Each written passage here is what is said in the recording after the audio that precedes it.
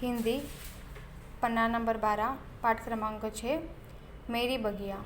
ये पाठ कमलेश तुली जी ने लिखा है। मेरी बगिया, इस पाठ में हम बगिया का वर्णन, बगिया के बारे में पढ़ेंगे कि हम बगिया कैसे बना सकते हैं अपने घर पे भी।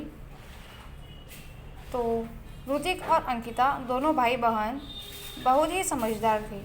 उनके पड़ोस के आंगन में एक बहुत सुंदर बगिया थी। अब ऋतिक और अंकिता दोनों भाई बहन थे।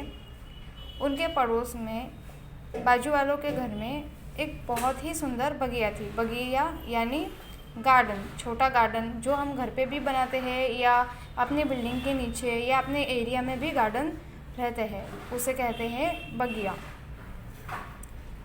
वे सोचते काश उनके घर भी ऐसे ही बगिया होती। तो वो लोग सोचते थे कि काश अपने घर पे भी एक ऐसे बगिया होती। पर उनके घर बगिया उगाने के लिए जगह कहाँ थी। उनकी माँ को जब भी पूजा के लिए फूलों की ज़रूरत होती थी, दोनों को पड़ोस के घर भेजती, वे फूल ले आते।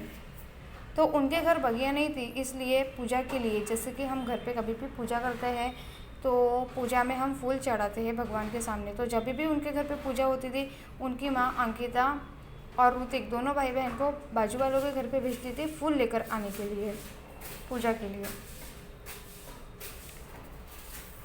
एक दिन जब वे दोनों फूल लेने गए तो पड़ोस की आंटी ने उनसे कहा, बेटा रोज़ फूल कहाँ से आएंगे, 2-4 फूल बचे हैं, ले जाओ।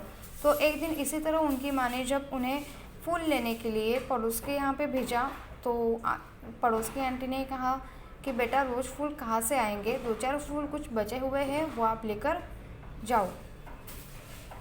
आंटी की बात सुनकर वे उदास हो गए।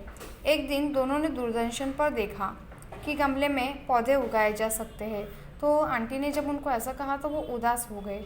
और फिर इसी तरह एक दिन जब टीवी देख रहे थे तो उन्होंने उसमें एक सीरियल आ रही थी, उस सीरियल में देखा कि उसमें कैसे पौधे उगाए जा सकते हैं। वह बड़े खुश हुए। उन्होंने यह बात अपने माता पिता को बताई। वे पौधे लगाने के लिए गमले ले आए।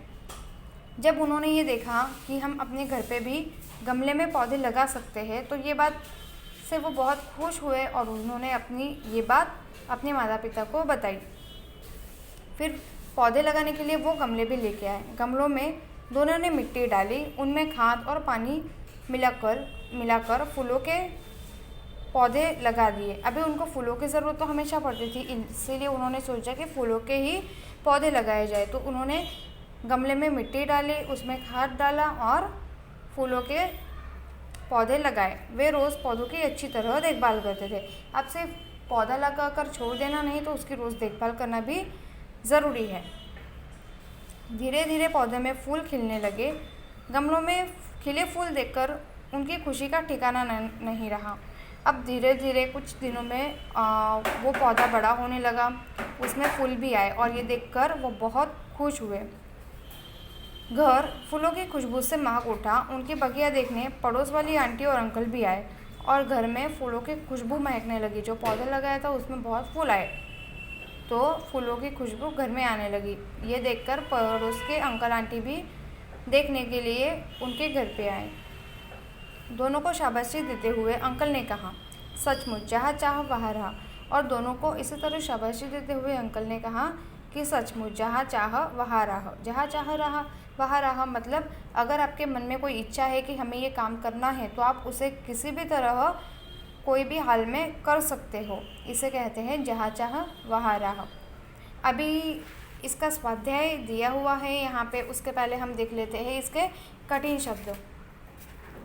आपको आपकी नोटबुक में ऐसे ही लिखना है, मेरी बगिया, कमलेश तुली, कठिन शब्द, ऋतिक, पौधे, मिट्टी, खुशबू और शाबाशी। अभी स्वाध्याय में देखते हैं। प्रश्न पहला, निम्नलिखित वाक्यों का घटना के अनुसार क्रम लगाओ। तो अभी उन्होंने यहाँ पे ये 4 वाक्य दिए हुए हैं हमें और उनका हमें क्रमांक से, मतलब इस पाठ में सबसे पहले क्या हुआ, फिर क्या हुआ, इस तरह उनका नंबर से हमें ये लिखने हैं। तो सबसे पहले उन्होंने वाक्य दिया है, घर फूलों की खुशबू से महक उठा, गमले में भी पौधे उगाए जा सकते हैं। वे रोज़ पौधों की अच्छी तरह देखभाल करते थे। पड़ोस के आंगन में एक बहुत सुंदर बगिया थी। तो इसमें सबसे पहले आएगा पड़ोस के आंगन में एक बहुत सुंदर बगिया थी। तो सबसे पहले जो चौथा वाक्य है वो हमारा पहला वाक्य बन जाएगा। फिर आएगा गमले में भी पौधे उगाए जा सकते हैं। फिर आएगा वे रोज़ पौधों की अच्छी तरह देखभाल करते थे। और लास्ट में आएगा घर फूलों की खुशबू से महक उठा। यहाँ पे मैंने उनके क्रमांक लिखे हुए हैं, आपको उसी तरह लिखना है। किसने किससे कहा? प्रश्न दूसरा, बेटा रोज़ फूल कहाँ से आएंगे? तो ये किसने कहा था? जब वो फूल लेने के लिए पड़ोस की आंटी के यहाँ गए तो पड़ोस की आंटी ने ऋतिक और अंकिता से कहा। सचमुच जहाँ चाहो वहाँ रहो, ये किसने कहा? जब पड़ोस के अंकल आंटी बगिया देखने के लिए घर पे आए तो पड़ोस के अंकल ने ऋतिक और अंकिता से कहा। पड़ोस के अंकल ने ऋतिक और अंकिता से कहा।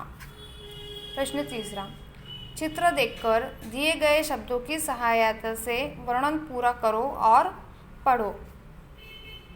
तो यहाँ पे हमें चित्र दिया हुआ है और ऊपर ऑप्शन भी दिए हैं। तो हमें ये ऑप्शन यहाँ पे फिल करना है और ये पूरा पैराग्राफ कंप्लीट करना है।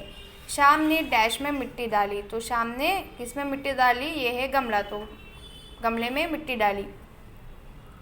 मिट्टी में डैश बोए। तो मिट्टी में बीज बोए। गीता ने मिट्टी में डैश डाला। क्या डाला?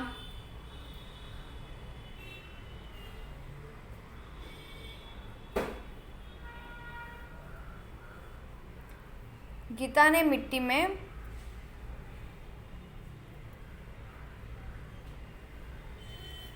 खाद डाला। कुछ दिन बाद बीज से अंकुर निकले। तो फिर क्या होगा? बीज में से अंकुर निकल आएंगे। अंकुर यहाँ पे दिया हुआ है। धीरे धीरे अंकुरों ने पौधों का रूप लिया। पौधों में डैश निकली। तो पौधों में कलियां निकली। उन कलियों के सुंदर डैश बने। तो सुंदर फूल बने। फूल देखकर बच्चे डैश हो गए। तो फूल देखकर बच्चे बहुत खुश हो गए। चौखट में लिखो। प्रश्न चौथा, पाठ में आए नाम। पाठ में कौन से नाम आए हैं? तो सबसे पहले ही हमारे पास पहले ही वाक्य में दिया है ऋतिक और अंकिता। तो यहाँ पे आएगा ऋतिक एंड अंकिता। प्रश्न पांचवा, तुमने देखे हुए बगीचे का वर्णन सुनाओ।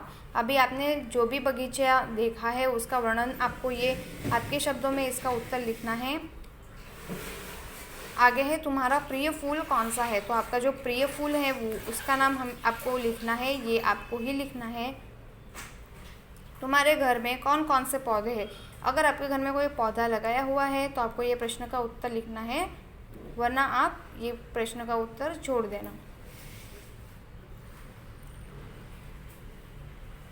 हमारा छठा पाठ पूरा हो गया है, ये आपको आपकी नोटबुक में लिखना है। Thank you.